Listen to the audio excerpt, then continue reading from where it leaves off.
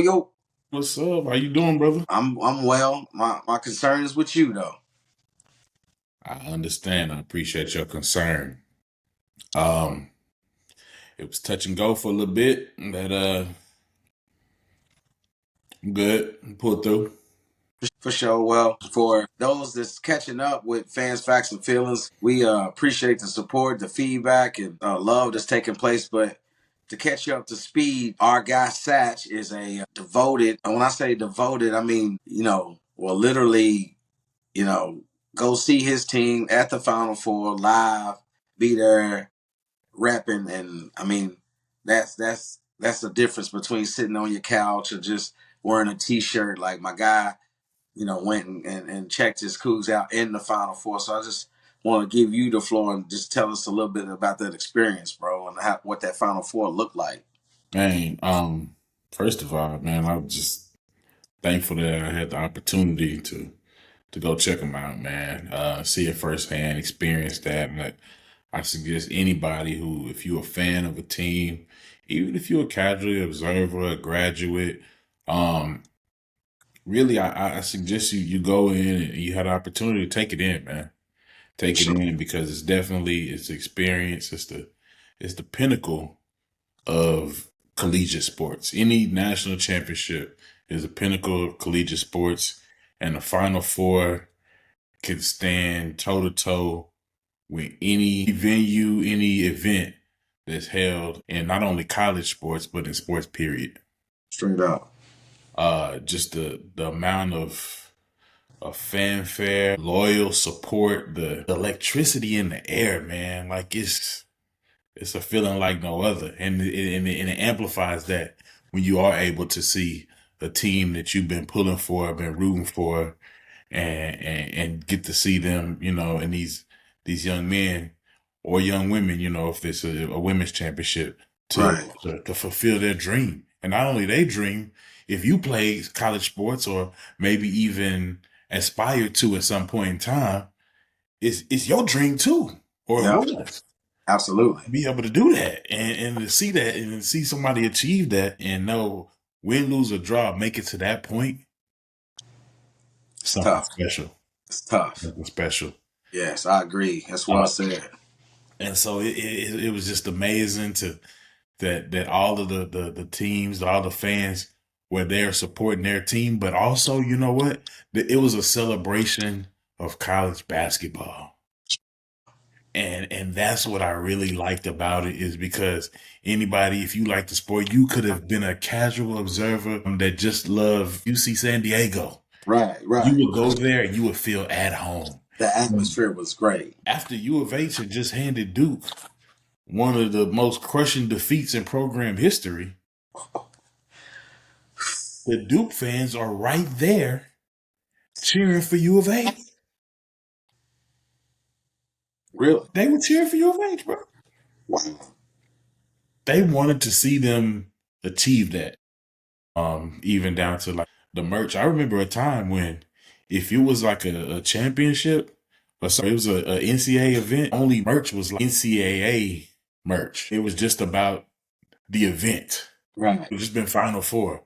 Right. They had different team apparel that was logo with the Final Four, and that's what people want. It's just a good opportunity.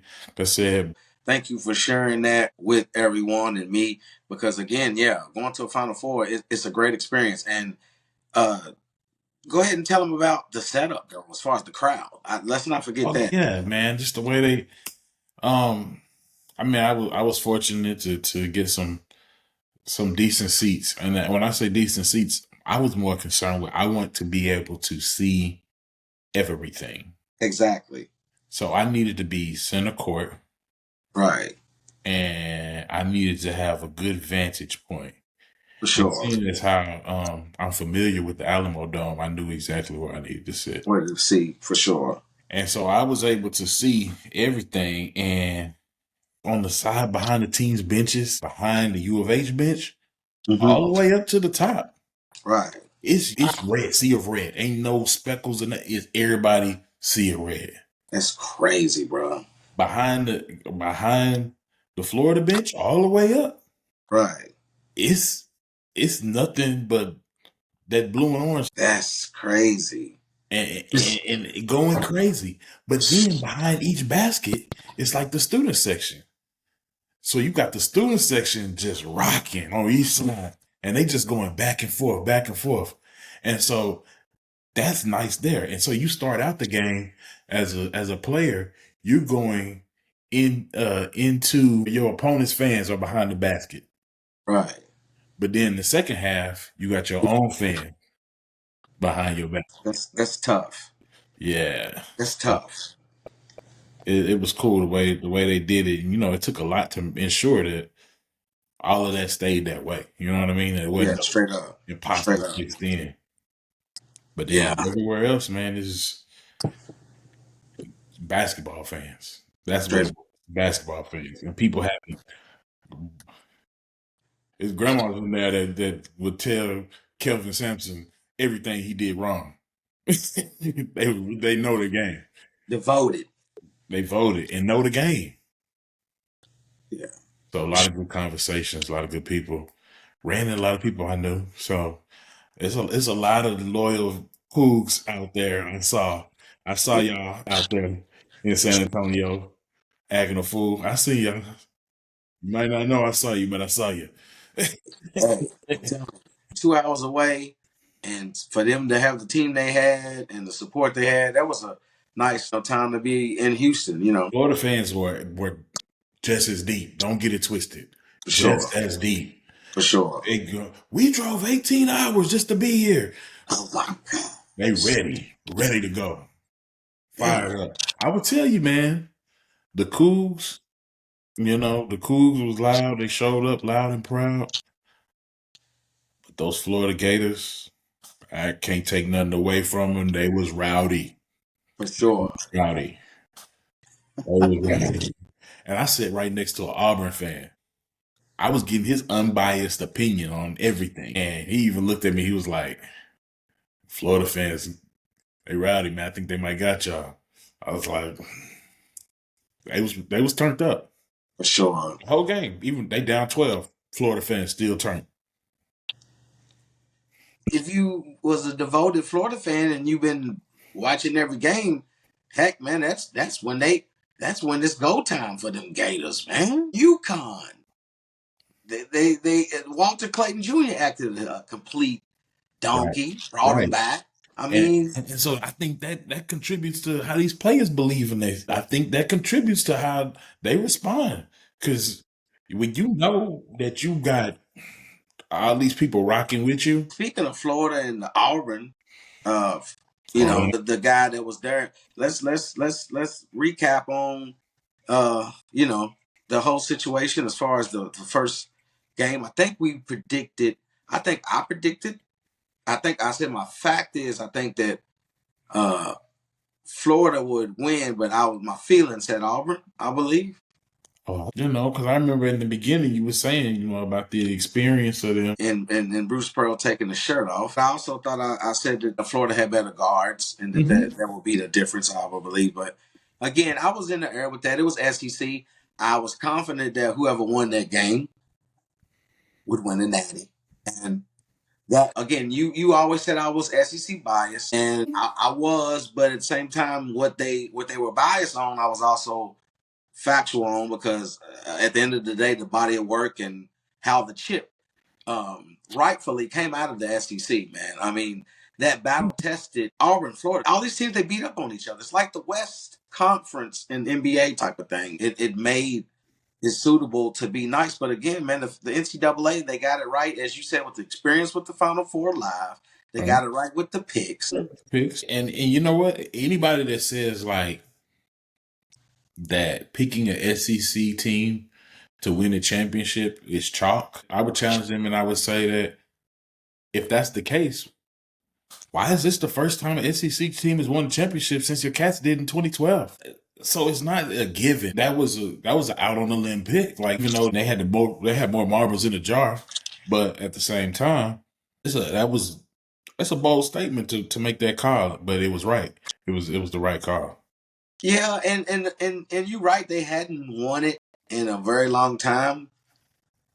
and they've not always been the best conference. Right.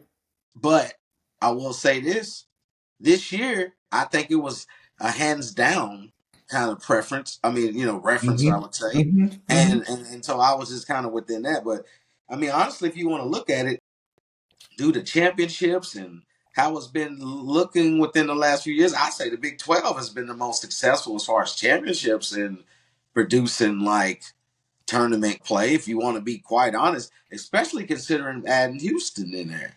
Right. If you add Houston, you think about Baylor and Kansas, been the Big 12, winning it literally, and then being in the championship game and almost winning it. Mm-hmm. Um, Mm-hmm. so back to Florida Auburn, bro. I'm looking. The 25-year-old led them in scoring. The Mm-hmm. senior citizen led him in scoring. If Broom, you're the player of the year candidate, he came off an injury, but he started out with 12 points. He only ended up with 15. I Mm-hmm. think that's a coaching move, whether it's Florida just knuckling up on them. And then you think about the Auburn guys, Pettiford. He's their best guard coming off the bench, and the other guy Jones. They weren't matching what Walter. They weren't matching the Florida, and I thought I mentioned it. I felt like that it was going to be a guards game, and that Florida's bigs were going to be enough to contain Brome, and they did. They And did. so it just was one of them things where when they got the lead, I think they got too cocky, they got too comfortable, or whatever. But I think Florida's just got in their comfort zone when they start getting down because they start zoning in and they start focusing. And then that game, Walter Clayton just made me look like one of the sleeper scouts of the year because I just talked about him a few segments ago and said Oh yeah. him and Hall He had 34 points, bro, in the semifinal game. and Richard didn't play that well. The beginning of the first half, their approach to like, all right, we're gonna stop Walter Clayton. You could tell they was like, let's we're gonna stop Walter Clayton Jr. and we're gonna shut him down. And that second half, he came back, responded well. He responded well, and he came out banging on him. And it was like Auburn did not make the adjustments necessary. They didn't, and it was kind of disappointing too because you just see like one guy kind of beating you. I mean, it was really like kind of just him. Uh, and they played decent enough defense, but like I said, I think Florida's bigs contain once you keep Brome off the rebounding, and Auburn's not that good. He gets a lot of offensive rebounding, Caldwell, and they just weren't doing that. And I just think that Florida was the better team when you look at it and you look at their guards and their big top to bottom. Florida was a better team than Auburn. They beat them already early in the year. They overcame. They took their biggest punch. That's the SEC. That's the end of that, and they represented that side. Let's talk about literally the probably maybe the game of the year. And I see that big smile that came on your face. Smile that came on my face. Smile that came on every Big Blue Nation's face. Because we still hate Leitner. And again, I respect my associates and friends and family and the whole nine that are Dookie fans. But again, just you know, the whole thing is like if we don't win it, as long as they don't win it, that Mm-hmm, mm-hmm. bitterness is kind of just gone. So it's Louisville, Duke, Louisville. Whoever loses first, we happy. But Right. anyway, back to that game, bro. I want to get more into the coaching part of it, but I want you to elaborate on your Cougs and the Duke game. That's your floor. It was a tough game, bro. And I think everybody knew it going into it. It was a tough game, and I was It's hoping that going they to be would come tough, out yeah. and they would come out and respond well to the challenge. That they would be the team that we've seen all year, and they wouldn't play outside themselves. Even though it was a big game, be in the moment and be able to calm yourself and be still in the moment and just play your game. Right. And I believe that they started out well and did that. And I was very encouraged by that from the very beginning. They played as if they belonged there, and I was proud of them for that. Uh, and Duke is a good team, and I knew that there were going to be some storms that you would that have to be weathered. Because they had so many good players. We talked about before. You stop Flag, then you got the Proctor boy. Knipple, who knows? I said, if we want to win this game, I feel like we're going to have to get Roberts involved early and often. offensively. Pretty much did that. I need you to stop right there for a second. You right, you covered it, you dressed it up, but I won't stop you with the Roberts moment because that's where B Wright said he has to be a dog. And you got me snarling and barking and a little bit as we mentioned it because I knew my inner instinct said literally like you just look at the fabric of the team. First of all, he's Calvin Simpson in a uniform. Secondly, he hadn't really played that well. Right. It was time. He was due. He was due. And so the toughness of him timely, and I said, I quoted, I said, it ain't got to be scorn.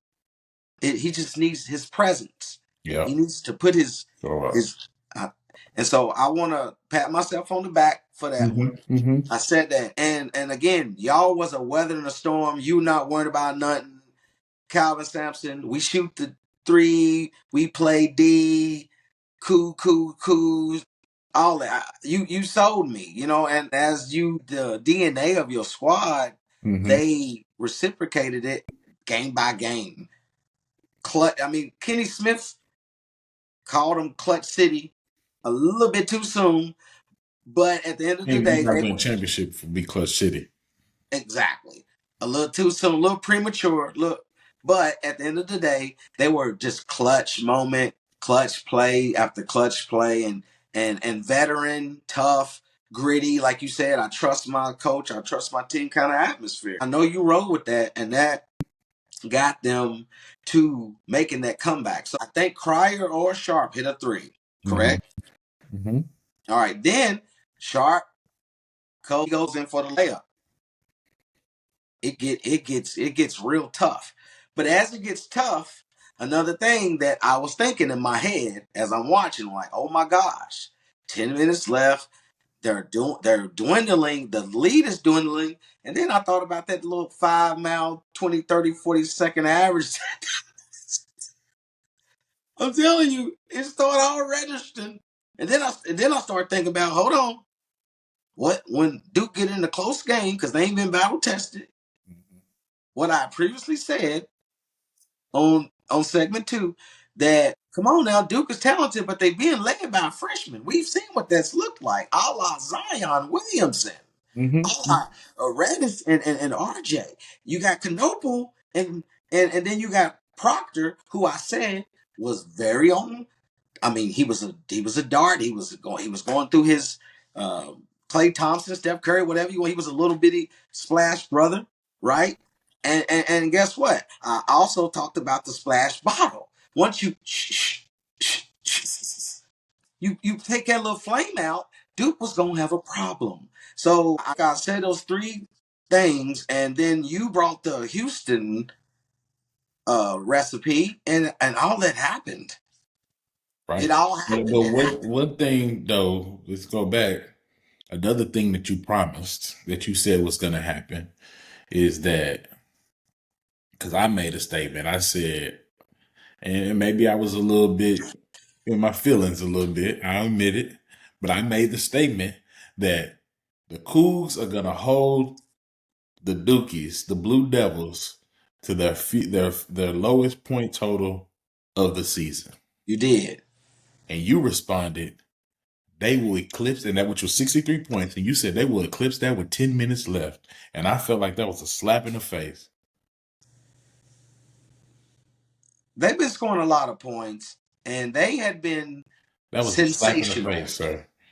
And I took it personally, and I felt like that you were saying that you could say all that you want, you could say all of that you would made into I made it into a believer, but when it came down to it, you knew that the only way Houston was going to win was through defense, and it had to be a defensive battle, and Houston had to play their game, and their game was going to be to hold them to the fewest points as possible, and it wasn't to be outscoring them. That wasn't going to be the game plan, and I told you we was going to execute that game plan, and we were going to hold them to the fewest one. We did not do that. We didn't do it. But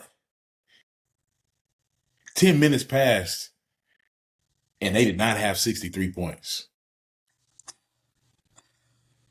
They did not get 63 points until 3 minutes left in the game.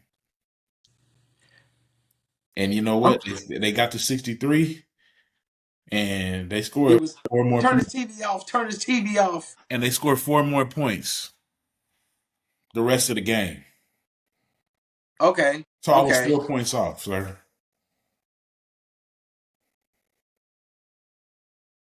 So be right can be wrong. You know, be right or be wrong. Right. It's facts, feelings, feelings and facts.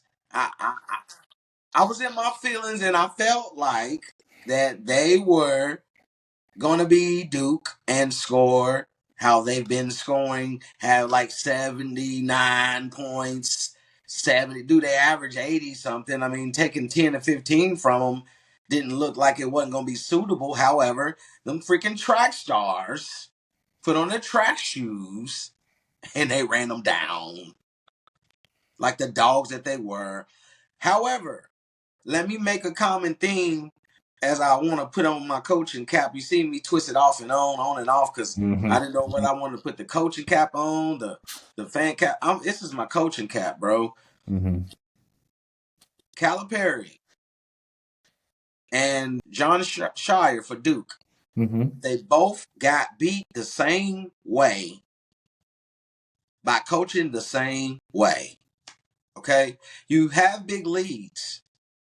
And you think that the guys that are out there that are getting them for you are keeping the lead, but they're actually getting tired. When I look at the end of each game and I'm seeing 38-6, 34 from whether it was Wagner with Arkansas and all those guards with John Davis, or whether it was with Duke and Proctor with 38 and Cooper with 36 and Knoble with 36. And when I see that, and I see Isaiah Evans with 2 minutes, a McDonald's All-American. Foster played 13, 15 minutes, but he played 10 or 12 of it in the first half. And then you look at the Gills kid from Purdue, he only played like 6 minutes. So that common theme, which is having the lead and losing it, is proceeded by not trusting those guys over there that can give you fresh minutes. Now, I'm going to give kudos to my guy yesterday for Florida, because guess what? He trusted Aberdeen,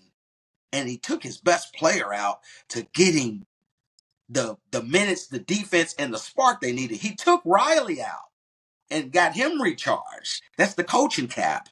You got to see that. You got to understand and trust in your bench a little bit more. Now, I feel like they ran out of gas. And when it came down to it, to add to the coaching cap, bro, Shire, why are you running the same play that you ran against Kentucky and lost, Kansas and lost? You can't put the kids carried you. You're down one.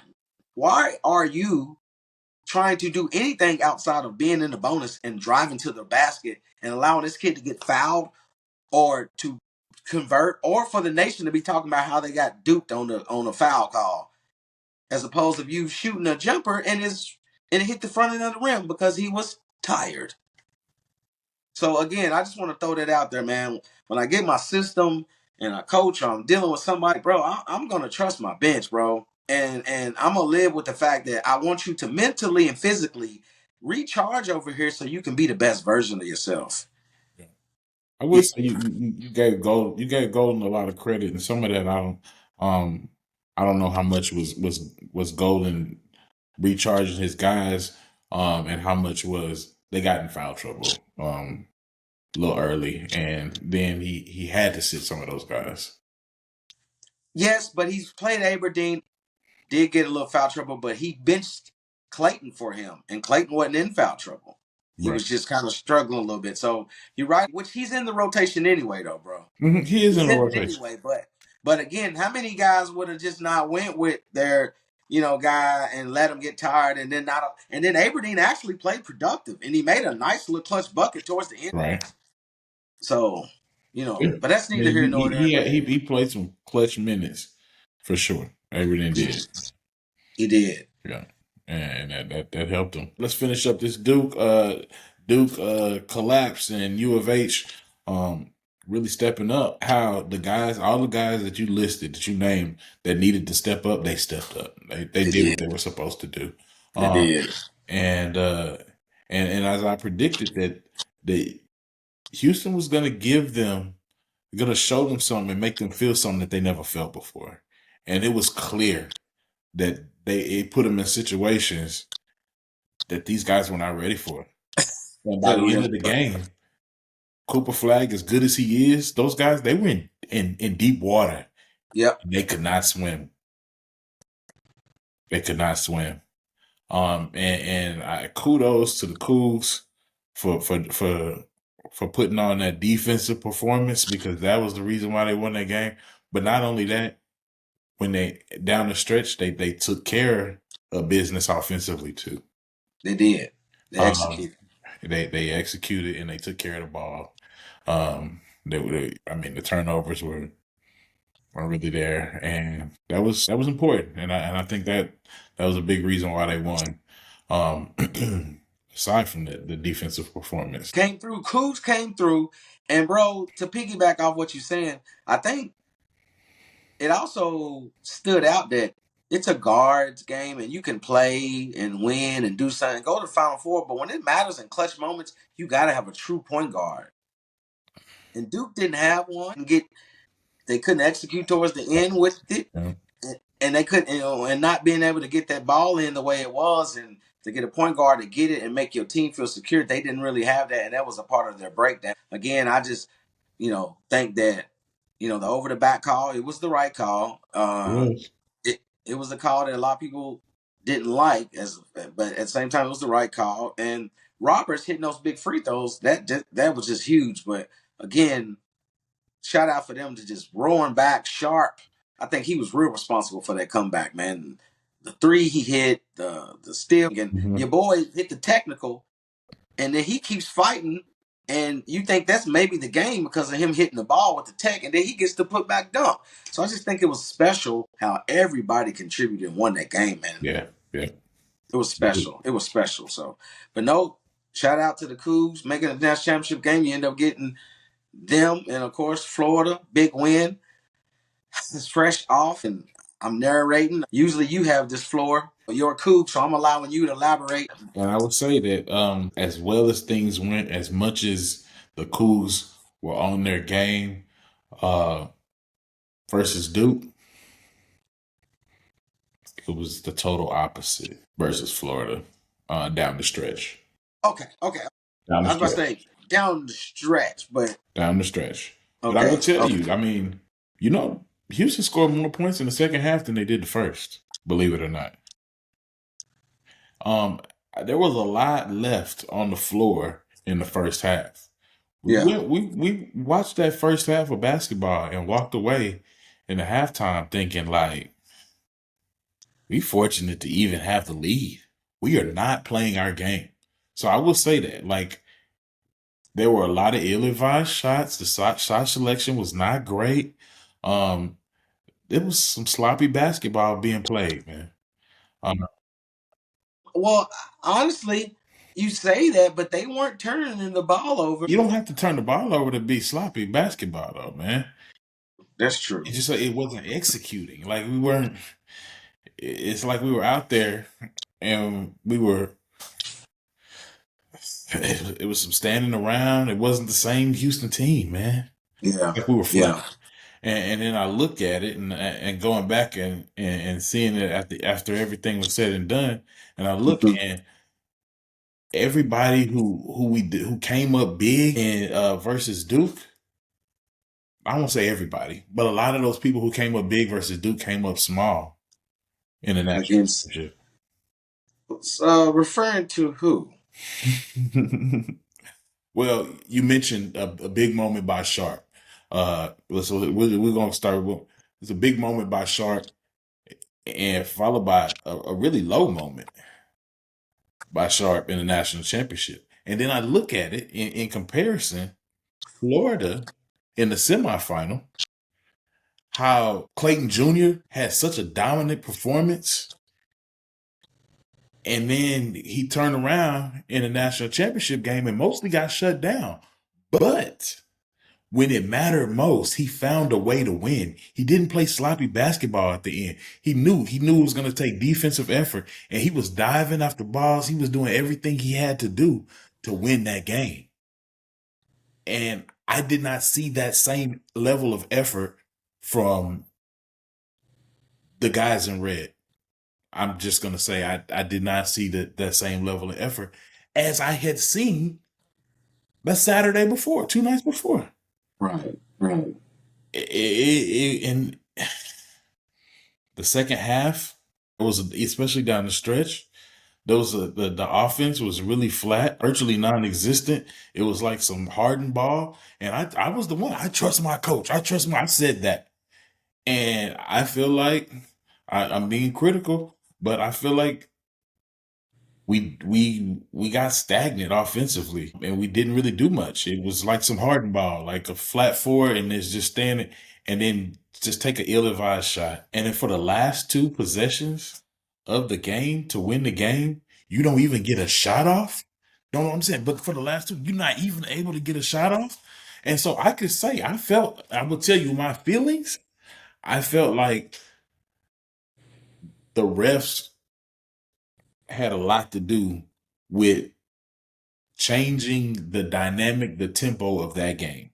I will say that it's the whole dynamic of that game from the first half to the second half was totally different. And I mean, these are facts. Let's talk about the facts. Facts. 4 fouls called the first half. Facts. 25 fouls called the second half. I remember at one point looking up and I was like, man, already has 10 team fouls. 10 team fouls. That's wild. That's crazy. And we had two. And next thing I know, no, 18 fouls. And we had two. And next thing I look up, we got 10 team fouls. And It was at the tech. It was like I saw the tech happen. The refs huddled up, and it was like they said, hey, man, we got to take control of this game. And next thing you know, foul, foul, foul. I think it was like 9 in a row. 9 possessions in a row of fouls. if I recall, bro, I want to say they called 3 fouls in like 9 seconds. It was kind of bizarre. But then Florida fans was like, they called like 5 fouls in like a minute or two early on them. So it's not, it's like they kind of caught them up. But I don't know if you could see from your stands or if you've seen the game, they were getting physical, like bumping each other, hitting stuff to where it was like kind of, they were whistle happy, but they were also getting physical. So I understand that. Like you said, man, Sharp, he was the reason why they kind of made the win and the comeback. But I mean, bro, he's literally 3 for 11 and 1 for 7 from 3. I mean, 8 points.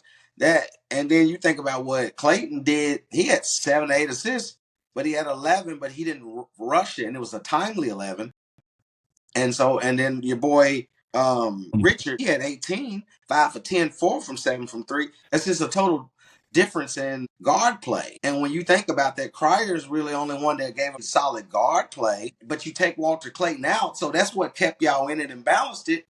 But then, as soon as he started playing well, and then Aberdeen kind of came in and gave him some, that kind of took their guards and their play a little bit better than y'all's from where Richard carried them from what Cryer had did, and it kind of balanced itself out. But I think they weathered that storm, and once they did, Houston, like you said, the stagnant play, and it's been something that my guy Jay Will, he's a big Houston fan. He watches. He says the stagnant and him not running plays and Calvin not running plays and how he would always just talk about that. And I would look at him. I'm like, bro, if they don't move the ball well, they don't run good plays. It's all about how good they move the ball because they don't have a lot of guys that just take you off the dribble and just and beat you. Sharp is not a take you off the dribble guy. Right. He got some buckets yesterday, like one he drove late, and I was surprised. But Cryer, he can make that little floater in there, but he's not a guy. And I said that earlier. I don't have a lot of guys use on. He's not a above the rim kind of finisher. Roberts is like their best finisher. And I noticed with Roberts, man, every time he had a play where he was free throw line extended and he bumped you, he would hit. But if he just plays you straight up, man, 6'9" with like little dinosaur Tyrannus Rex arms, he's not extending. And those boys from Florida, they big and they were bothering him. Right. And I will say, I'm gonna have to give him his credit where credit is due. I looked at the semifinal game and I was like, and even before that, I was like, oh, Condon is not coming up big. he not gonna come up big in the championship. I feel like we can press that, and that's a weakness of him. And you know what? I would say Condon was playing when wasn't nobody else. It was Condon and Richard, and they were the ones that were early. carrying the team. Early. I agree. Without them, I agree. Florida, it wouldn't even been close. But you want to know the irony of that? They played like poo against freaking Auburn. That's what I'm saying. And They stepped that's up. what we was talking about Houston, saying that like, look, going through the tournament, we say when somebody else, it was when Cryer didn't have a great game, somebody else, Uzan picked it up. And all those traits that Houston showed the whole time, that's what Florida showed versus Houston. Florida out Houston. Yep, they did.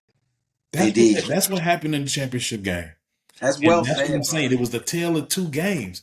The Houston that we saw versus Duke was not the one we saw in the national championship. And the Florida that we saw versus Auburn was not the Florida that we saw versus Houston. Going into the Final Four, you get to prepare for one opponent. You get to take your time and prepare for one opponent that you know you're going to play. And after that, you don't know who you're getting. And you have one day to really prepare for an opponent that you get, and when you know you play that opponent. And so we may see very different games and game plans from these two teams. And we very much so did from Florida. And I think Houston came out and like, we're just going to do what we do and it should be enough. Hey, I love the fact that they doubled Clayton out of that pick and roll. That was smart. Mm-hmm. That was, I mean, you that took him out of the game. It took his comfortability to roam around. And so it took, I don't know how long it took Golden to take him off the ball and use him like, I'm thinking to myself, just use him like Steph Curry. Let him work, but don't put him at the top of the key where the bigs can double him. Right. So that was kind of poor coaching, but he made the adjustment well enough and quick enough to just that quick enough. But here's the thing. Maybe if he makes the adjustment too soon, like I was telling you about Coach Sampson against Purdue, maybe if he makes that adjustment too soon, it's not happening. He shows his cards and he's not able to make that impact down the stretch. For sure. But some things you gotta hold back. And once they adjust to my adjustment, it's gonna be too late. Right. Yeah, man, it's tough. Uzan, his points were low. He didn't play well. Roberts didn't play well, but again, they had a lot of bodies to throw at him and a lot of length. So I'm not really tripping on that. My thing that I just want to get out to you and to the world is, and you're in the bonus. To me, there's no way on God's green earth that I'm going to run a play that's going to exhibit a 3-point shot. I need 2 points. I need 2 points. So with that said, when you need 2 points against a team, Calvin Sampson, coaching staff, Cougs, you go for 2 points. The reason why is you're the home crowd because you're Houston. And if I'm the other coach, Satch, I'm saying, hey, we're giving up anything but a 3. We don't want to lose. Don't let them beat us with a 3. And they defended like they didn't want to give up a 3. Did you didn't at all tune into the post game, did you? I didn't. Coach Sampson said, Coach Kelvin over Shelvin. Coach Sampson said that basically what he said is you go for 2 there. All we need was 2. He said that. I'm actually going to pull up his exact words. It'll only take me a second. It's fine. It's fine, but to me, it felt he like, knew that. That's what I'm saying though. He said it's incomprehensible. He said, Clayton made a great play, but that's why you've got a shot fake and get into the paint. 2 is fine. I mean, first of all, the big Francis didn't screen, and that left 2 people up there, made him get rid of the ball. So he put him in a bad position. So he either needed to hit him, but he didn't. So he got rid of the Sharp. Well, Sharp, he decided to want to shoot a 3, and he was 1 for freaking 6 or 7. I guess that they count that as an attempt. A little, whatever that turnover was, is that an attempt? Because that I was feel like part he of the was win. acting on his own. I feel like he knew he wasn't supposed to do that. He just did it. I feel like there was a lot of that down the stretch. I mean, even look at the shot selection. These guys wouldn't. That's still ain't no. That's not coach, man. So I think we, as much as we were in the semifinal, we nutted up in the championship. And regardless of the officials and all of that, and I'm not trying to take anything away from Florida, but Houston lost that game. I agree. I can't blame it all on the refs. I'm not. That wasn't a Yeah, ref yeah, that's what I'm game. saying. I'm not going to blame it all on the refs because we still had an opportunity at the end of the game. I threw all of that. Through all of that, if all of that, even if saying the refs did have an impact and all, throughout all of that, we still had at the last two possessions, we could have won the game still. They shot And we, themselves in the foot. Period. yeah, They did. yeah, So literally. and it hurt. The And shot selection was terrible. I mean, I think I counted like 2 or 3 air balls, man. Cryer shot a few. Cryer shot 1 or 2. Sharp shot a bat. I mean, it was. And then look, this is when I thought y'all were in great shape to just win by any means. When Wilson put the form up and he held it and did all that and he banked a 3 in a dome. I'm like, oh my God, the Cougs are playing their lottery tickets tonight. But I mean, again, man, just 4. I put 4 up because, bro, they had 4 turnovers in the last 4 possessions. But you mentioned they only got 2 shots up out of the 4. That is a choke. That is a choke move. The refs don't have nothing to do with you turning the ball over 4 times. So I heard a lot of Cougs fans talking about refs. There was a goaltending that Condon did that's on what's it called, but now every game, That was a you bad can. goaltend. That was bad. That was a bad goaltend, though. And not only was the goaltend, that goaltend led to a 3-point. So that was a 5-point swing right there. That goaltend led it to a fast break 3-pointer. It was a 5-point swing. I was like, oh my goodness. And that's bad. That's bad. That's bad. But again, man, it's just one of those things where, you hate it when your team doesn't play their best on the best stage. Right. Like, Like if if you're gonna lose, and we lost, then I'd be like, hey, hats off. yeah, Kudos. You know what I mean? But Coach didn't show up. for sure. Hey, And then it's so hard. Now you are wearing the Wanye cap, and it's all good, bro, because you're wearing it with pride, and it's Cougs for life, and I ain't mad at you, and kudos to you. And March Madness, it was a great atmosphere, great teams. I mean, we covered it, and I mean, we've had a good time doing it. But again, doing that and watching it, and then actually being a part of it at the end, I hope you got some good memorabilia, some good nostalgic, and great pictures. Because you can say that arguably I witnessed the best Final Four part of it in the championship game that was, not the best championship game, but the best Final Four, and my team was in it. right. I mean, and it was a historic national championship. I mean, uh Houston led by 12, man, and Florida came back and won. That's huge, man. Third third largest deficit for someone to come back on and win a national championship game. That's history right there. That's some historic stuff. It is. Um, They had it, bro. They had the freaking game.